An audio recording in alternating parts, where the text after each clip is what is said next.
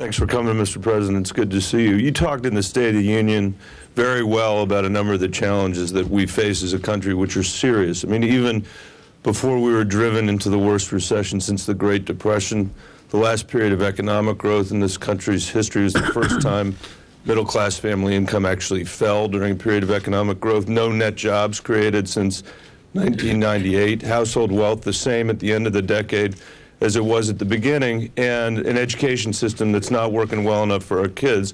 And on top of everything else, got a $1.4 trillion deficit and $12 trillion of debt.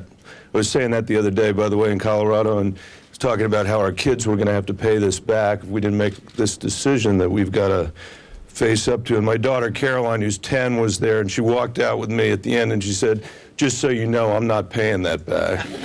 She has the right attitude, I think. But just in case you're counting on it. At the same time, this place looks broken to the American people. The ability of our ability to make these decisions is open to enormous question in the wake of the health care discussion in particular. I had a woman the other day in Glenwood Springs, Colorado, ask me where she could get her lobbyist in Washington, D.C. What are we going to do differently? What are you going to do differently? What do we need to do differently as Democrats and Republicans to fix this institution so that our democracy can actually withstand the test that we're facing right now? Well, let me just make a couple observations, having served in the Senate and now seeing it from the perspective of the White House. First of all, whenever people ask me, why isn't Washington working, I am a fierce defender of the integrity and hard work of individual members, which is, by the way, matched up by, when you look at polls, people hate Congress, but individual members, a lot of them feel, are really working hard on their behalf. So the problem here you've got is an institution that increasingly is not adapted to the demands of a hugely competitive 21st century economy. I think the Senate in particular, the challenge that I gave to Republicans, and I will continue to issue to Republicans, is if you want to govern, then you can't just say no. It can't just be about scoring points. There are multiple examples during the course of this year in which that's been the case. Look, I mentioned the filibuster record.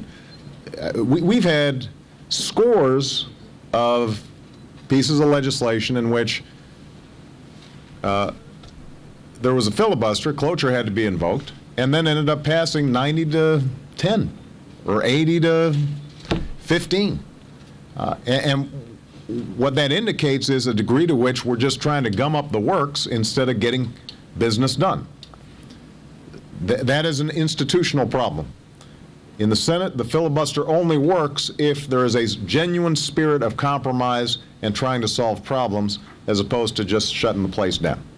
If it's just shutting the place down, then it's not going to work. That's point number one. Point number two, in terms of how we operate, we as Democrats, I do think that the more open we are, the more transparent we are, the more people know exactly how things are working, even if sometimes it takes longer to maintain that transparency, the better off we are. And I think the health care bill is a perfect example. I mean, the truth of the matter is that the process looked painful and messy, but the innumerable hearings that were held did give an opportunity for the product to get refined, so that I think that the ultimate package, after potential negotiations between the House and the Senate, is better than where we started.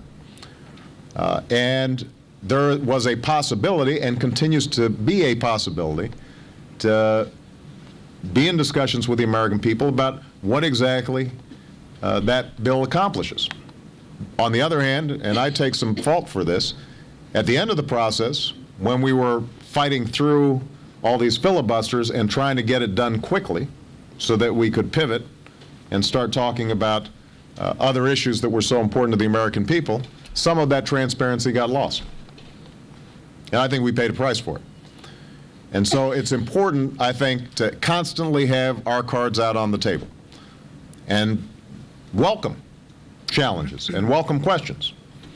You know, if the Republicans say that they can insure every American for free, which is what was claimed the other day at no cost, I want to know.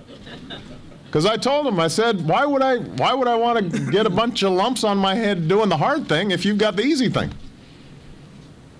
But you've got to show me, you've got to prove to me that it actually works. Because I've talked to every healthcare expert out there, and it turns out if you want to reform the insurance system, if you want to make sure that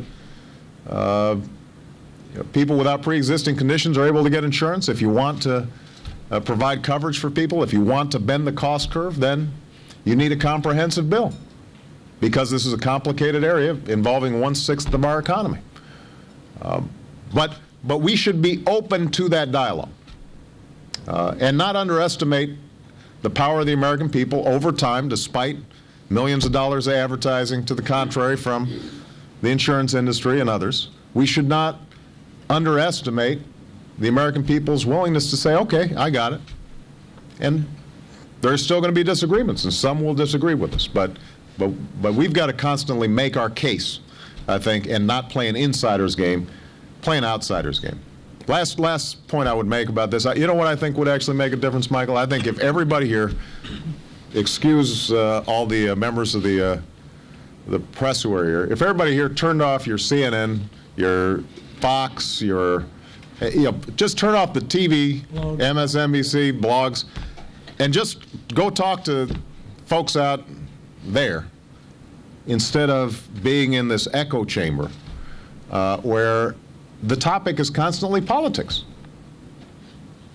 The topic is politics. It is much more difficult to get a conversation focused on how are we going to help people than a conversation about how is this going to help or hurt somebody politically.